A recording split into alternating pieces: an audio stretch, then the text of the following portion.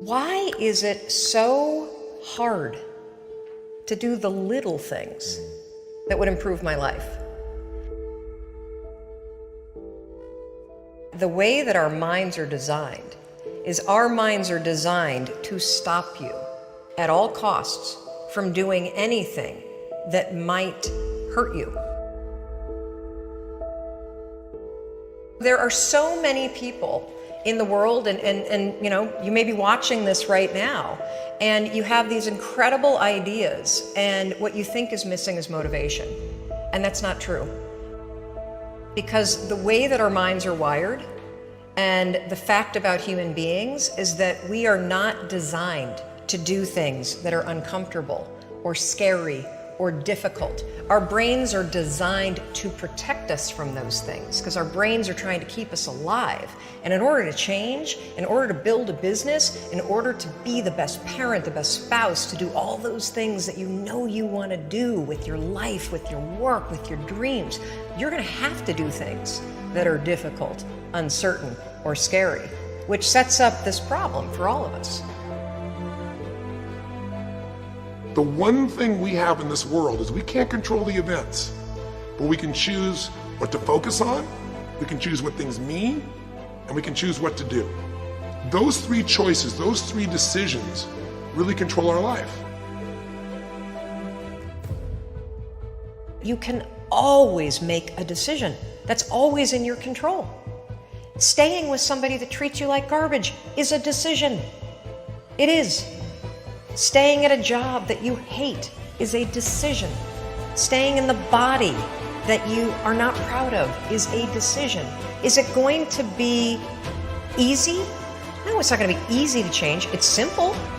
It's your job to push yourself. It's not the smartest people who achieve success. It's the people who procrastinate less, make fewer excuses, as they take actions every day towards the goals that they want to achieve. Indecision is the thief of opportunity. Indecision means the door is still closed. Indecision means the opportunity waits. Indecision means what could be is postponed or may never be. If you want to be successful in anything in life, never leave the sight of setting a goal without doing something that commits you to fulfillment. The next morning, the alarm goes off, and I pretended NASA was there. It's the stupidest story. I literally went 5, 4, 3, 2, 1. I counted out loud, and then I stood up. And I'll never forget standing there in my bedroom. It was dark, it was cold, it was winter in Boston. And for the first time in 3 months, I had beaten my habit of hitting the snooze button. There were moments all day long, just like that 5-second moment in bed, where I knew, knowledge, what I should do. And if I didn't move within 5 seconds, my brain would step in and talk me out of it. Every human being has a 5-second window. It might even be shorter for you. You have about a 5-second window in which you can move from idea to action before your brain kicks into full gear and sabotages any change in behavior. Your life is what you think it should be. That's exactly what you are right now. You are what you thought you should be.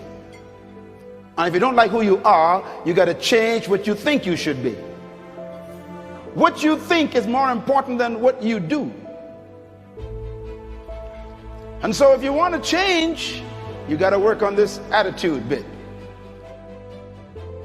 Decide, commit, act, succeed, repeat. The one thing that all the greats have in common is they sweat the small stuff. They pay very, very close attention to every detail. What makes you comfortable can ruin you. And what makes you uncomfortable is the only way to grow. What you are and what you become depends on how you use your time. The billionaire and the beggar both have 24 hours every day. The old and the young, the black and the white, the Indian and the Asian are all given the same amount of time every day. You cannot stop a day. You cannot stop an hour. But you can control how it will be used. Your life comes down to your decisions, and if you change your decisions, you will change everything. When you understand the power of a 5-second decision, and you understand that you always have a choice to go from autopilot to decision maker, everything in your life will change. You will be a different negotiator, you will be different in sales, you will be unstoppable in the gym, because you will realize the amount of garbage that you put in the way of your hopes, of your dreams, of your potential, of your confidence, of your courage. Everything comes down to the decisions that you make. Take ownership. Take extreme ownership. Don't make excuses. Don't blame any other person or any other thing. Get control of your ego. Take ownership of everything in your world, the good and the bad. Take ownership of your mistakes. Take ownership of your shortfalls. Take ownership of your problems. And then take ownership of the solutions that will get those problems solved. Take ownership of your mission. Take ownership of your job, of your team, of your future, and take ownership of your life. The first source of inspiration is deciding. Second source of inspiration is planning. And now, here's a big source of inspiration, beginning. Getting started. Actually turning thought and the notes on the paper, the plans, actually now committing it to action. Getting started. I'm a humongous believer that ideas are and that execution's the game. Well, I think the one thing that discipline definitely does help you with is it helps you get things done. And when you get things done, when you actually do things, you have more success.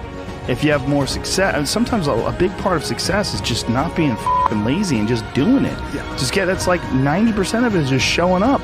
Get there and start working. Like, you're not gonna feel perfect every day. If I only worked out when I felt good, I'd be a fat f***. Discipline, it does start with waking up early. It really does. But that is just the beginning. And I always say that discipline is the root of all good qualities. But you have to absolutely apply it to things outside of just waking up early. It's everything. It's working out every day, making yourself stronger and faster and more flexible and healthier. Discipline is eating the right foods to fuel your system. It's about disciplining your emotions so you can make good decisions. Doing the tasks that you don't necessarily want to do, but that you know will help you. The thing about self-discipline is that it is necessary for everything you do in your life. You have to be self-disciplined. Discipline is not punishment. It's not. If you change your mindset and really focus it on what discipline really is, you start to welcome discipline. You welcome self-discipline into your life. People have to know you, not because, oh, he's a good salesman. Oh, he's a good this. Oh, he's an artist.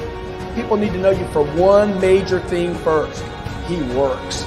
He produces. The guy's there every day. The guy's pushing and shoving. Because the truth is, no matter how good your ideas are, how good your art is, or how good your skill set is, If you're not working, man, if you're not vibrating at a frequency that people say, my God, how does that guy do all that? If you're not vibrating at that rate, if you're not working at that level, you're not going to make it.